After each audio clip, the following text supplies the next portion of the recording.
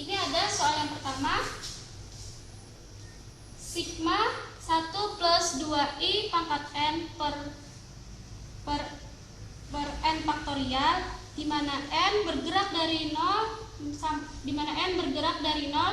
sampai dengan faktor hingga. Nah, ini selesaikan dengan menggunakan uji rasio.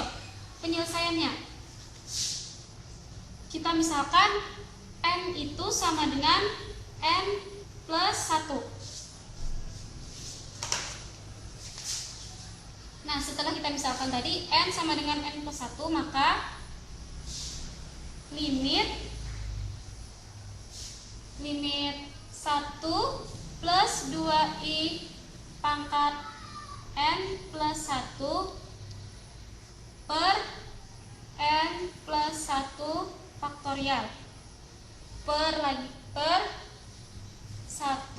ditambah 2i pangkat n per n faktorial sama dengan limit 1 plus 2i pangkat n plus 1 per n plus 1 faktorial dikali n faktorial per 1 ditambah 2i pangkat n, di mana n itu mendekati tak hingga. Nah, kemudian kita lanjut sama dengan limit untuk limit 1 plus 2i pangkat n plus 1 ini kita jabarkan menjadi limit 1 plus 2i pangkat n dikali dengan 1 plus 2i per n plus 1 n faktorial dikali dengan n faktorial per 1 plus 2i pangkat n. Nah, sama dengan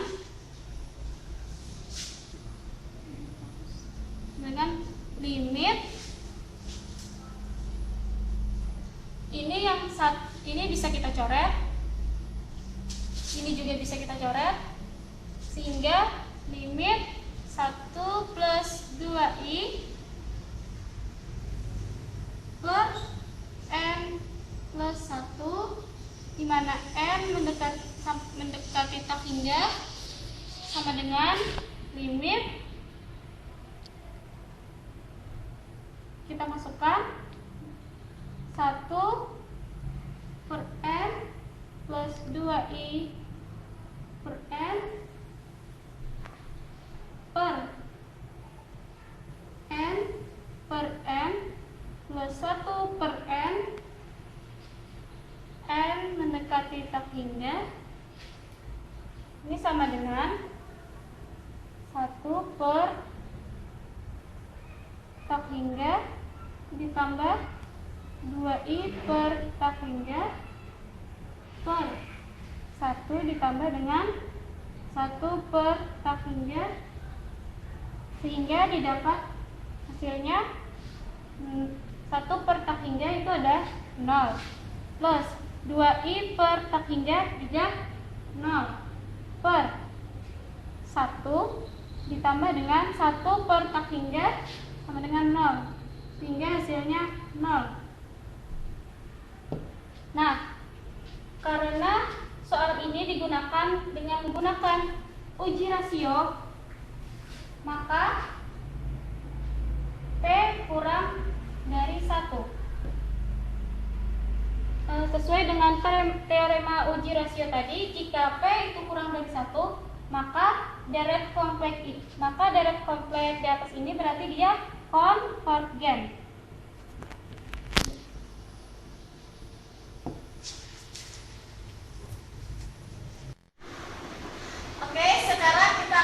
melanjutkan materi deret pangkat.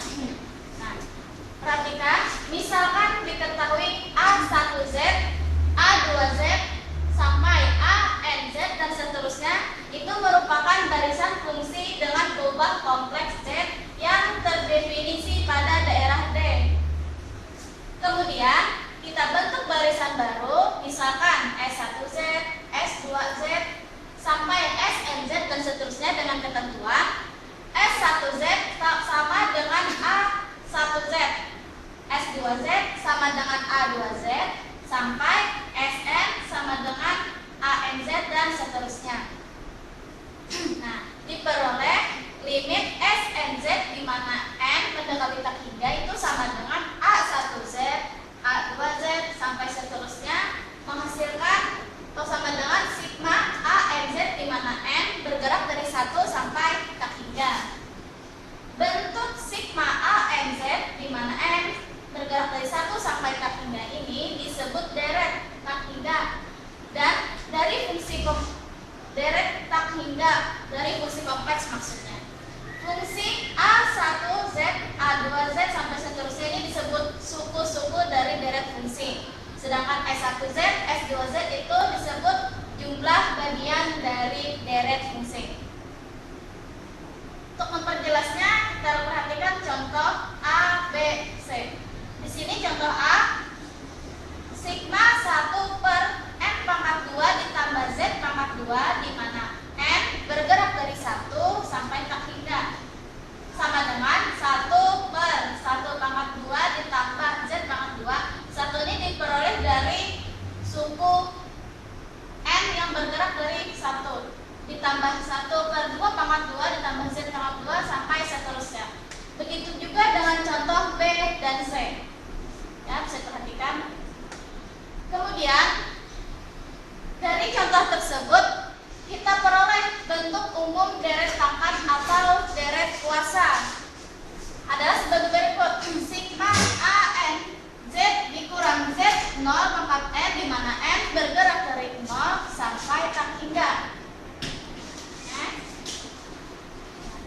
Di mana Z adalah kubah kompleks, AN itu koefisien, sedangkan Z0 titik pusat dan Rho itu adalah jari-jari konvergensi. Kedua hal ini adalah parameter dalam deret pangkat. Nah, ini adalah parameter atau jari-jari konvergensi.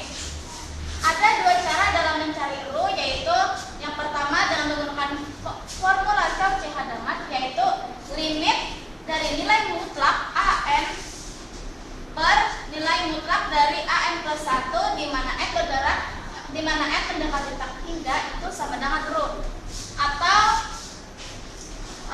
yang kedua, limit 1 per nilai mutlak dari AN pangkat 1 per N di mana N mendekati tak hingga itu sama dengan Rho. Nah, ada 3 sifat dari deret pangkat tersebut berdasarkan nilai Rho yang dimiliki. Berdasarkan nilai Rho ada 3. Yang pertama dulu, jika jika Rho sama dengan 0, maka deret di atas konvergen hanya pada titik Z0, ya, dan divergen pada titik lain. Itu yang pertama. Kemudian yang kedua, jika Rho lebih besar dari 0 dan kurang dari tak hingga, maka deret di atas pasti konvergen mutlak untuk semua nilai Z dengan Z dikurang Z0 itu lebih dari Rho. Yang ketiga, jika Rho sama dengan tak hingga, maka deret di atas konvergen mutlak untuk semua nilai Z. Artinya, deret tersebut tidak pernah divergen, hanya konvergen mutlak. Kemudian ini ada jari-jari kekonvergenan.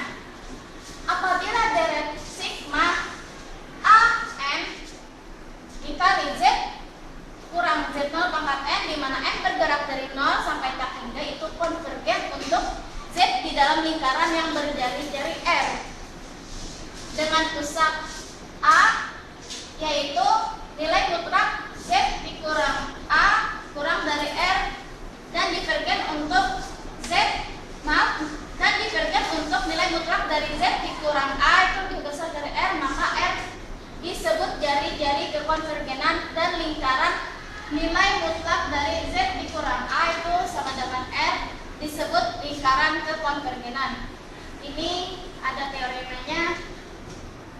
Teoremanya apabila diketahui deret sigma AN dikali Z dikurang Z 0 pangkat N, di mana N bergerak dari 0 sampai tak hingga, dan R sama dengan limit 1 per akar dari nilai mutlak Cn pangkat N, di mana R lebih besar atau sama dengan 0 dan kurang dari atau sama dengan tak hingga, maka deret tersebut konvergen untuk nilai mutlak Z kurang A kurang dari R, dan divergen untuk nilai mutlak dari Z dikurang A lebih dari